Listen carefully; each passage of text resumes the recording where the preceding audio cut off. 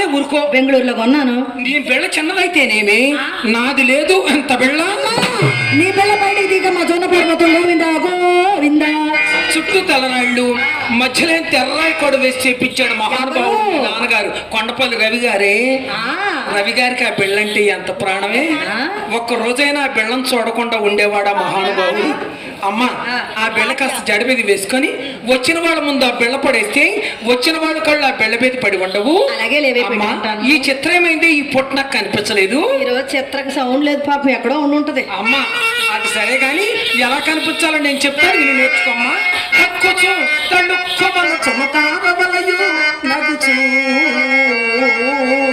అమ్మా ఒక్కసారి నవ్వమా.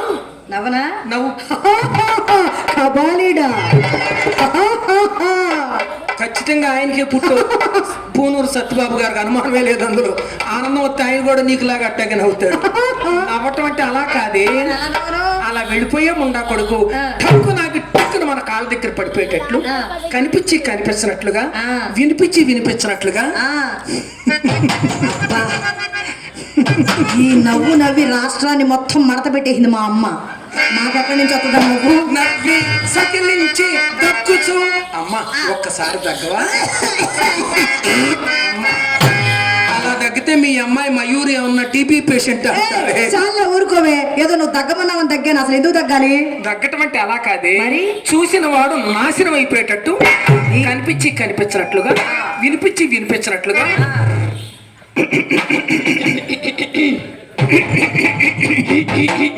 అంటే ఒరే వెధవా నిన్నేరా అని అర్థమైందా?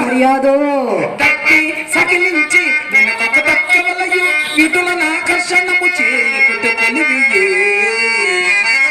తక్కు చేసి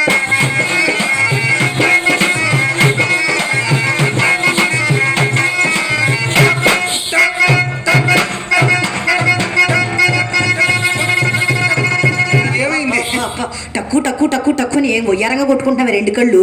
అయ్యో నీకు ఇంకా కన్ను కొడుతువే చేత రాకపోతే ఈ జనాన్ని ఎప్పుడు ఆర్పుతావే అసలు?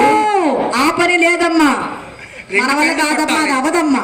అమ్మా ఈ కన్ను కొడుతున్నప్పుడు ఇటువైపు వారందరూ మా కోసమే కొడుతుంది అనుకుంటారు. మరి ఈ కన్ను కొడుతున్నప్పుడు వీరంతా కూడా అలాగే అనుకుంటారు. ఇలా ఒకరు తెలియకుండా ఒకరు మన దొడ్లో కొట్ల సంతలాగా చేరతారు. ఈ చిత్రం ఏంది, ఈ పొట్ట కనిపించలేదు కదా కంగారు ఎందుకు? రారాదటే బొమ్మ ఇక్కడ ఏ బొమ్మ